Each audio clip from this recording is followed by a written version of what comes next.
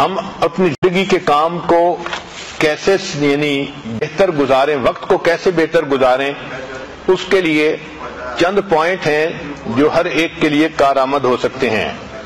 پہلی بات کہ اپنی نیند رات کے وقت میں پوری کر لیا کریں، پھر تہجد میں اٹھا کریں اور تہجد سے اپنے دن کی ابتدا کیا کریں۔ تہجد میں اللہ رب العزت کی طرف سے عنایات ہوتی ہیں۔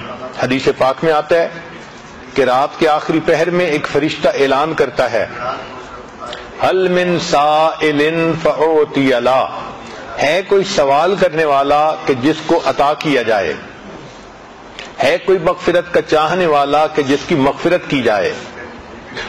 تو جب اللہ رب العزت کی طرف سے اعلان ہو رہا ہے، ہمیں چاہیے کہ ہم اس وقت جھولیاں پھیلایا کریں اور اللہ سے مانگا کریں۔ اس وقت مزدور کو مزدوری ملتی ہے، سائل اللہ کی طرف سے اس وقت نعمتیں ملتی ہیں، تو ہم اس وقت کو زندگی کا سب سے قیمتی وقت سمجھیں۔ چنانچہ ہمارے دن کی ابتدا تہجد سے ہونی چاہیے، اس وقت کو کبھی مس نہ کریں۔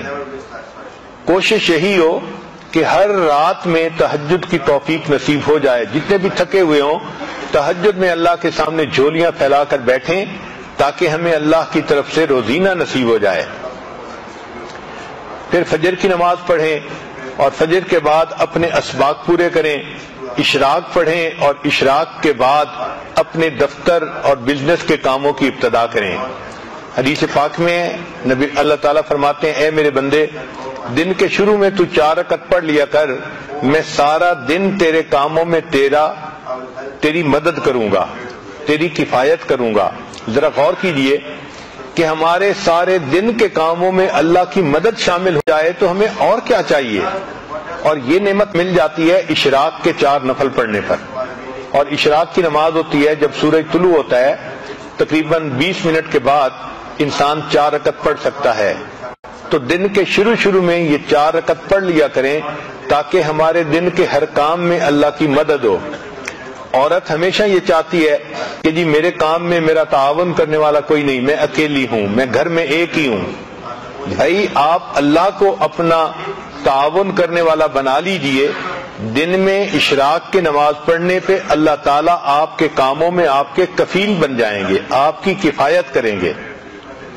پھر دوسری بات یہ کہ ہم جو کام بھی کرنے لگیں تو اس کا جو اینڈ ریزلٹ ہے اس کو ہمیشہ ذہن میں رکھیں کہ ہم نے کس چیز کو اچیو کرنا ہے تاکہ ہم اس کام کو مکمل کر سکیں۔ ایک تیسرا پوائنٹ کہ جو اچھی عورتیں ہوتی ہیں وہ اپنے کام کو پریورٹائز کرتی ہیں، یعنی اس میں جو پریورٹی ہے وہ دیتی ہیں، اہم کام کون سا ہے، کس کو پہلے کرنا ہے۔ اگر ہم اہم کام کو پہلے کرنے کی بجائے بس اپنی ترتیب سے ہی ہر کام کرتے رہیں گے تو ہم کم کام کر پائیں گے۔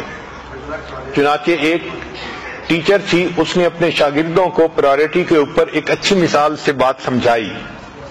اس نے ایک بالٹی لی اور اس بالٹی کے اندر اس نے اینٹیں رکھ دی اور بالٹی بھر دی۔ پھر اس نے طلباء سے پوچھا کہ بتائیں اس بالٹی میں کوئی اور چیز آ سکتی ہے؟ ان کا نہیں، یہ تو ساری بالٹی اینٹوں سے بھر گئی۔ اب اس نے چھوٹے چھوٹے کنکر لیے اور جو اینٹوں کے درمیان جگہ تھی اس میں کنکر ڈال دیے۔ اس نے کہا دیکھو آپ تو کہہ رہے تھے کہ جگہ نہیں، اس میں تو اتنی جگہ تھی کہ کنکر بھی آ گئے، اب بتاؤ کوئی جگہ ہے؟ ان کا نہیں، اس میں تو اب کوئی بھی جگہ باقی نہیں۔ اس نے مٹی اٹھائی اور ان کنکر کے درمیان جو چھوٹی چھوٹی جگہ تھی اس میں ریت ہی بھر دی اور کہا کہ دیکھو آپ تو کہتے تھے کہ کوئی جگہ نہیں، اس میں اتنی ساری ریت بھی آ گئی اسی بالٹی میں۔ پھر اس نے پوچھا بتاؤ اس میں اور جگہ ہے؟ تو طلباء نے کہا کہ نہیں، اب تو کوئی جگہ نہیں بچی۔ اس نے پانی کا جگ لیا اور اس بالٹی کے اندر ڈالا، چنانچہ اس پورا جگ یعنی پورا پانی کا جگ بالٹی کے اندر آ گیا۔ اس نے کہا دیکھو ابھی اس میں اتنی جگہ باقی تھی۔ پھر اس نے کہا کہ اچھا بتاؤ کہ آپ نے کیا سیکھا؟ انہوں نے کہا کہ ہم نے یہ سیکھا کہ آپ اس میں جگہ بناتی ہی چلی گئیں۔ اس نے کہا نہیں، اس میں نے تمہیں یہ بات سکھانی تھی کہ پریورٹی اصل چیز ہوتی ہے۔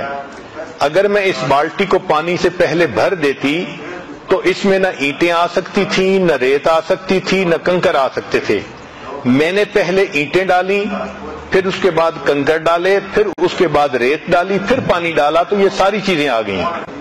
تو ہمارے وقت کی بھی یہی مثال ہے کہ اگر ہم پریورٹی کے بغیر کام کرنے لگیں گے تو کام نہیں کر سکیں گے، اور اگر پرائورٹائز کر لیں گے تو دیکھیں ایک کام کے اندر دوسرے کا وقت نکل آئے گا، دوسرے کے اندر تیسرے کا، اور ہم کئی سارے کاموں کو ایک وقت میں کر سکیں گے۔